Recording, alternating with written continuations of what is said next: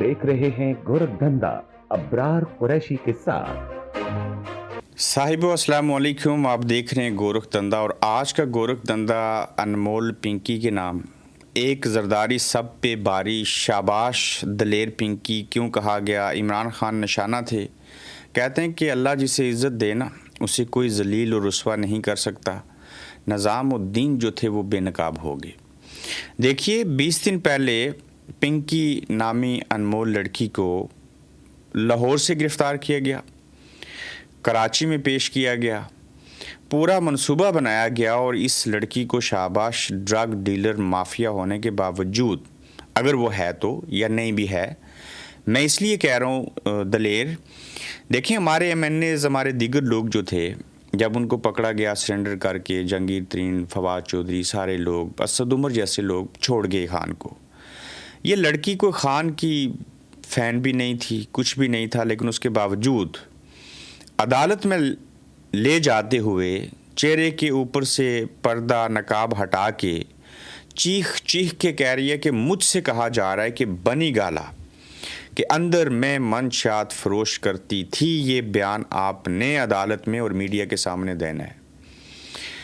इसे जब गिरफ़्तार किया गया तो 20 दिन इसके ऊपर वर्किंग की गई, लाहौर से कराची लाया गया और इसे बार बार कन्विंस किया गया है कि आपने साबित करना है कि इमरान खान फ़लाँ बंदे के ज़रिए बनी गाला में मुझसे, हमसे, हमारे नेटवर्क से मंशियात लेते थे।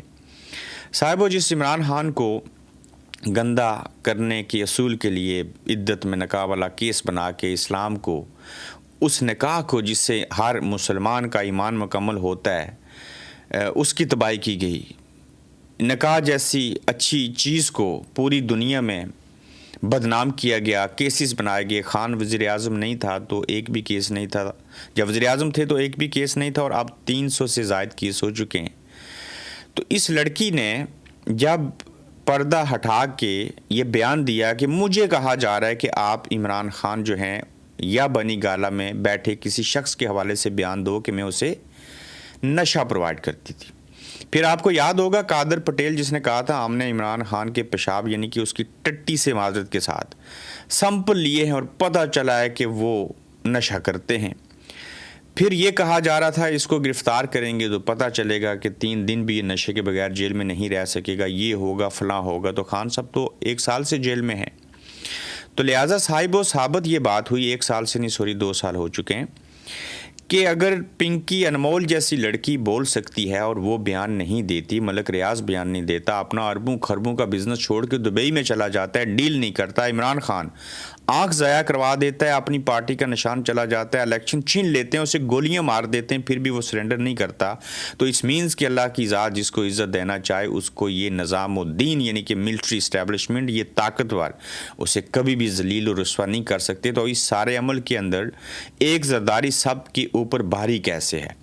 साहिबो, ये पहले बनी गाला वाले शख्स के ज़रिए तोहमत लगानी थी खान के ऊपर, फिर ये नेटवर्क शजील मेमन का नाम लेता, फिर बिलावल का, फिर जरदारी साहब का नाम आता और इनके ऊपर प्रेशर डालते, ये साबित करते कि देखिए कि इसमें जरदारी लोग जो हैं वो शामिल हैं और इससे, इस माफिया से वो बत्ता लेते हैं। लेकिन इस खातून ने इमरान खान के हवाले से, बनी गाला के हवाले से बता के ये प्लान जरदारी लोगों ने, चूँकि सिंध पुलिस तो उनकी है, बेनकाब कर दिया। और अब ये खातून अगर किसी का भी नाम लेगी, चाहे जरदारी साहब हों, बाकी लोग हों, उन्हें उसका असर कुछ भी नहीं पड़ेगा। और ये भले जितने भी मिस्टर 10% हों जरदारी साहब, ये भले इसमें शामिल भी हों, तो इस जमूद को जरदारी, एक जरदारी साहब के बारी के मसदाक उन्होंने अपनी ही सिंध पुलिस के साथ मिल के तोड़ दिया।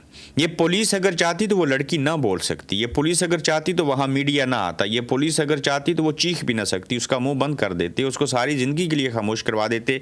लेकिन जरदारी साहब ने ऐसी चाल चली कि इस लड़की को कह के, उससे कहलवा के कि मुझसे बनी गाला के हवाले से कहा जा रहा है कि मैं वहाँ पर मंशियात स्मगल करती थी, तो इस के बाद फ़लाँ लोगों को भी मंशियात देती थी। तो जरदारी साहब ने इनके मुँह के ऊपर ज़ोरदार तमाचा मारा और निज़ामुद्दीन इस वक्त न सिर्फ नंगा ننگا اور گنجا ہے, بغیر کپڑوں کے سڑکوں کے اوپر گھوم رہا ہے, صرف وہ نیچے ہو کے اپنے جسم کو دیکھتے نہیں ہیں, لیکن یہ قوم, یہ عوام جو ہے وہ اس کو دیکھ رہی ہے.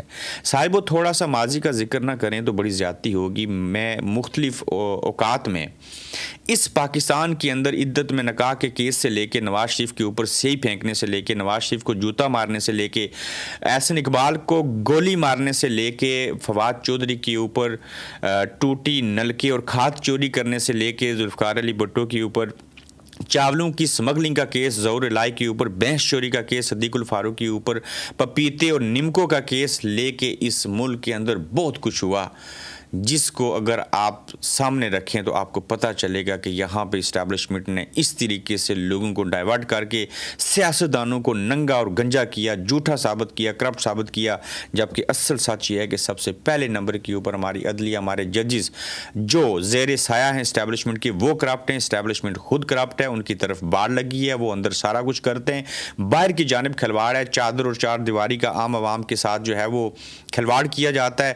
ان کی چھاونیوں میں چلے جائیں تو بغیر شناختی کارڈ کے آپ نہیں جا سکتے. ایسا لگتا ہے کہ آپ کو دوسرے ملک کا, وہ چھاونی کو دوسرا ملک ہے جہاں کا ویزا لے کے جانا پڑے گا. باڑ عوام کی طرف ہونی چاہیے تھی, باڑ ان کی طرف ہے. کھلواڑ عوام کا نہیں ہونا چاہیے تھا, دشمن کا کھلواڑ کرنا تھا, لیکن عوام کا کھلواڑ کیا جا رہا ہے. یہ ایک ایسے ماحول میں, ایک ایسے انوائرمنٹ میں, ایسی جگہوں پہ یہ لوگ رہتے ہیں, انہیں کوئی پتہ نہیں ہے کہ باہر انمول پنکی کو لے جا کے اس سے ایسا کام کروائیں گے تو عوام کیا سوچیں گے. عوام بڑے باشعور ہو چکے ہیں, سوشل میڈیا سے ان کو کافی چیزوں کی سمجھ آ چکی ہے. تو لہٰذا یہ سیاستدانوں کو بدنام کرنے کے لیے 28ویں آئینی ترمیم کروانے کے لیے, میں نے پہلے بھی کہا تھا, اگر اب بھی پیپلز پارٹی کے کسی ایک شخص کے اوپر جھوٹا کیس اگر نیب نے بنایا, ہمیں بتائیں, وہ پہلا شخص ہوں گا جو میں ان کے حق میں بولوں گا, ان کے ساتھ کھڑا ہوں گا. جیسے ووٹ کو عزت دینے کے اوپر میاں صاحب کے ساتھ کھڑے ہوئے, جیسے حقیقی آزادی مانگنے کے اوپر عمران خان کے ساتھ کھڑے ہوئے, آج 28ویں آئینی ترمیم میں ذوالفقار علی بھٹو کا خاندان, بے نظیر کا بیٹا, بے نظیر کا خاوند آصف علی زرداری یا بلاور یا ان کی پارٹی کے کسی شخص کے ساتھ کوئی زیادتی ہوگی تو ہم بالکل کھڑے ہو جائیں گے اور ان کے باقی گناہ ہم سارے بھول جائیں گے. لیکن اتنا پتہ ہے کہ جو اسٹیبلشمنٹ کے لوگ جن سیاستدانوں کے خلاف غلط کام کریں گے, ان کو ستائیں گے, ہمیشہ بولتے آئے, اب بھی بولیں گے, آئندہ بھی بولتے رہیں گے. تو یہ وہ وقت ہے کہ جس میں پیپلز پارٹی ڈٹ جائے, بلاول بھٹو زرداری سے صحیح منوں میں بھٹو کے نواسے بننے کی کوشش کریں, بے نظیر کا بیٹا ہونے کا ثبوت دیجئے, ڈٹ جائیے اور کوشش کیجئے کہ کوئی ایسا کام مت کیجئے جس کو وجہ بنا کے آپ اسلامی جمہوریہ پاکستان کا جو پہلے سے حلیہ بگڑ چکا ہے اس کا مزید حلیہ بگاڑ دیں, اور یہ اسٹیبلشمنٹ والے جو ہیں وہ آپ کو ذلیل, خوار اور رسوا کریں. دیکھیے, عمران خان نے جیل کاٹی, آنکھ ضائع کروائی, صوبتیں برداشت کی, ان کی پارٹی نے ظلم جبر اور ستم برداشت کیا, پیپلز پارٹی نے کوڑے کھائے, نون لیگ نے یہ چیزیں دیکھیں. لیکن اب وقت آ چکا ہے کہ ایک مساق جمہوریت کیا جائے. آپ ایک ہو جائیں, آپ نیک ہو جائیں, کسی فیلڈ مارشل کو صدر پاکستان نہیں بننے دیں. پہلے بھی غیر اعلانیہ مارشل لا ملک کے اندر ہے, اگر یہ فیلڈ مارشل صاحب صدر پاکستان بن گئے تو اور ستیہ ناس ہوگی. یہ کسی کے سگے نہیں ہیں. آج دیکھیں نا, چند ماہ پہلے بلاول صاحب کہتے تھے پتہ نہیں کون سا لفظ بول کے کہ ہم بروٹ میجورٹی لے کے آئیں گے. یقیناً یہی لفظ تھا, بتائیے گا. اور پھر یہ مساق جمہوریت جو ہوا تھا اس میں نون لیگ, پیپلز پارٹی, یہ کتنی جماعتیں ہیں MQM سمیت, وہ سارے ایک پیج پہ تھے. لیکن اسٹیبلشمنٹ کو جب اپنے فائدے کا کام کروانے کا وقت آیا تو انہوں نے پیپلز پارٹی کو بھی بلیک میل کرنے سے نہیں بخشا, PTI کا ستیہ ناس کر دیا.